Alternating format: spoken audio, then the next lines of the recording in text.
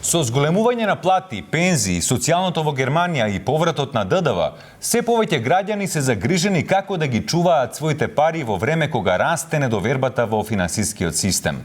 За среќа, ја имаме Јована во другото студио кое ви нуди решение за овие проблеми. Чекај, бацо, чекај, уште не сум тргнала.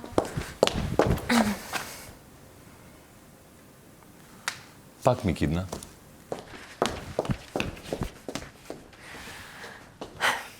Здраво, штедачи и милионери!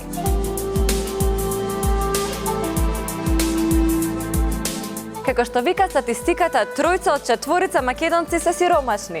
Што значи, ако сте 4 члена фамилија, имате еден богат во семејството. Па како да ги чувате парите? Ова се најдобрите предлози на нашите гледачи. Орце од Шутка или Скопје ни испрати интересна идеја за чување на ситните пари од по 50 и 100 евра.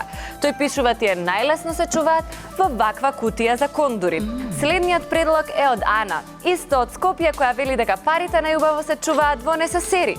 Добар предлог, кој ќе се најде на секоја жена.